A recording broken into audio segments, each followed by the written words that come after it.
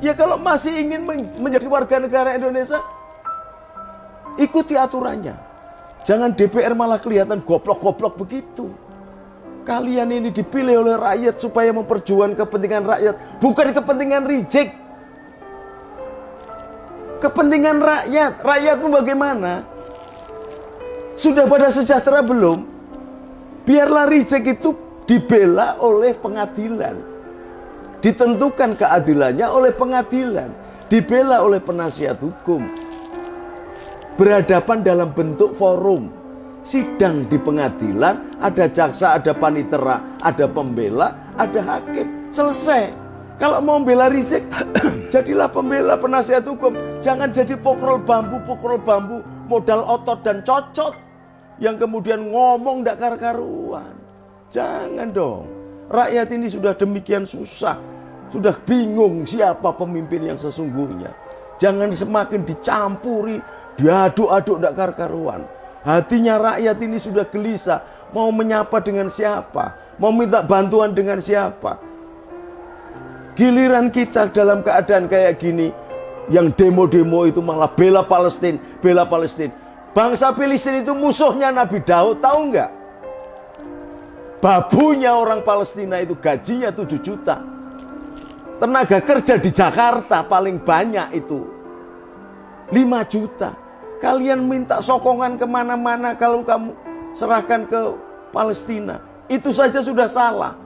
Apalagi ternyata di Palestina itu ada faksi yang namanya PLO, ada faksi yang namanya Fatah. Faksi PLO dan Fatah ini bergabung memimpin Palestina, diganggu oleh Hamas. Hamas inilah yang menyerang faksi Fatah dan PLO, lalu menyerang Israel. Ini bukan pertarungan Israel dengan Palestina. Ini pertarungan Hamas yang teroris itu dengan Israel.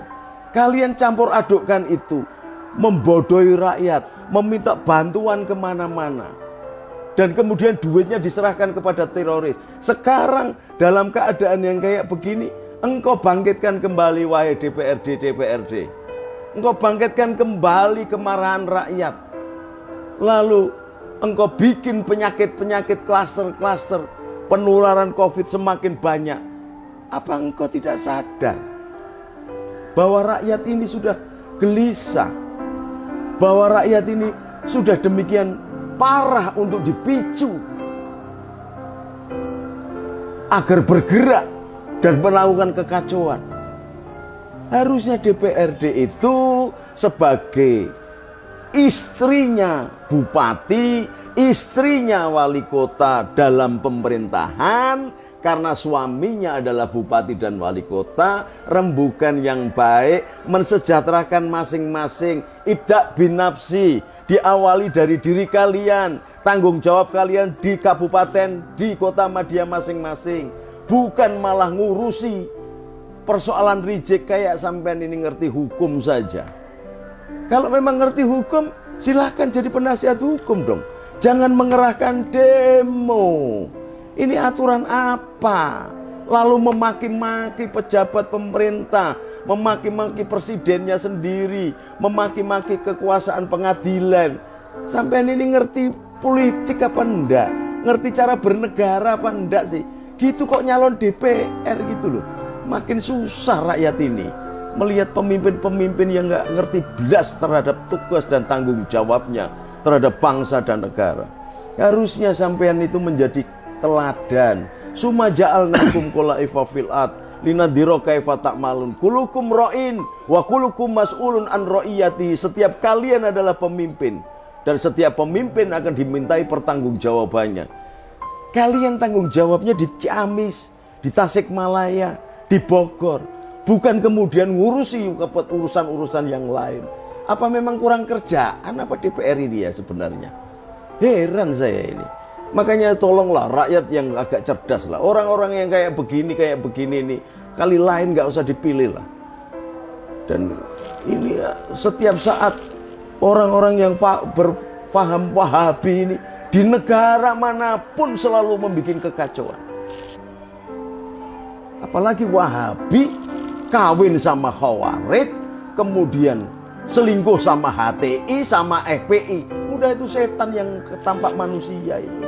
Makanya Pak Polisi, Pak Tentara, Pak Presiden, dan seluruh gubernur harus tegas lah. Saat ini yang penting Indonesia dulu.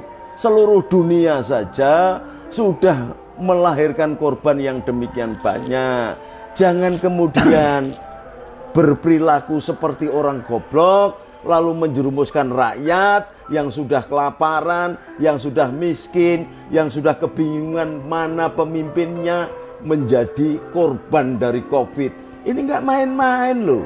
Seorang jenderal sudah dipilih sebagai komandannya untuk mencegah COVID ini terjadi. Jenderal itu. Dan ternyata sudah agak baikan. Kemarin kemudian muncul karena pada ngawur-ngawur, pada dablek-dablek, diminta untuk tidak halal bihalal, tidak mudik pada mudik, sehingga kayak di Kudus sehari meninggal puluhan bahkan ratusan. Kok nggak ngerti ya? Kalian ini bagaimana? Ngaku ulama, ngaku kiai, ngaku habib, bukannya bijaksana, malah jelomprong ke rakyatnya.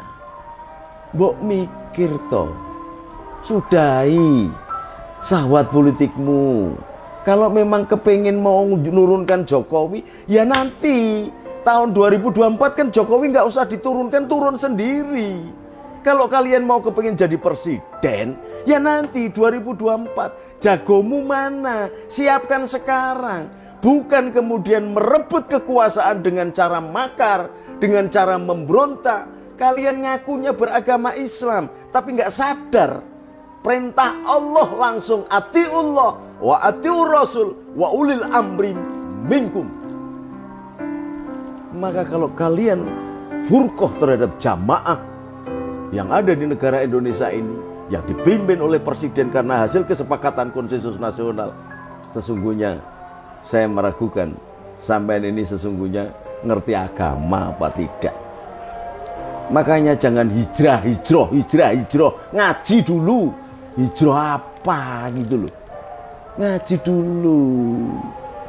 Jangan kemudian anak-anak orang Yaman yang muda-muda ngerti ilmu apa enggak, kamu dorong, kamu motivasi untuk menjadi habib-habib, hanya modal serban dan minyak nyong-nyong, ilmu ndak ngerti, lalu mukuli orang sak kepenae, maki-maki orang sak kepenae, mengkafir-kafirkan orang sak kepenae. Kalau saya presidennya, engkau mengkafirkan orang lain yang tinggal di negara Indonesia, yang dia memiliki agama selain Islam, engkau kafirkan, maka engkau akan aku tangkap.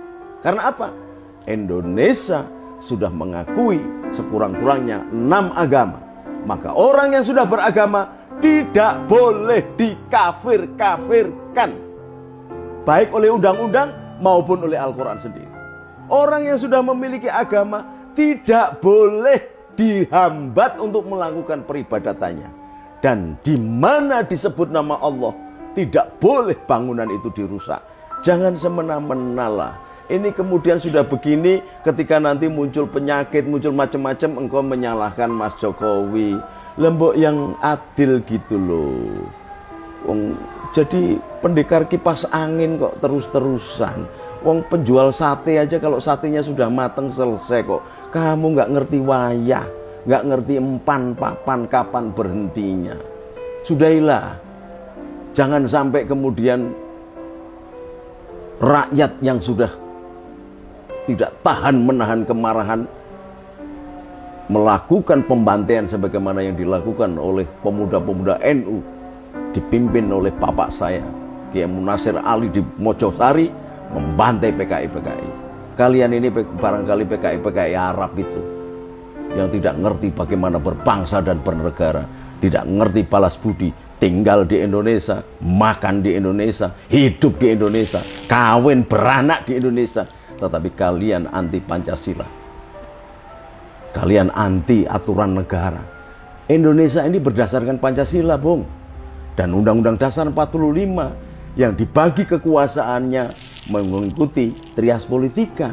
Maka kekuasaan legislatif, tidak boleh mengintervensi kekuasaan eksekutif.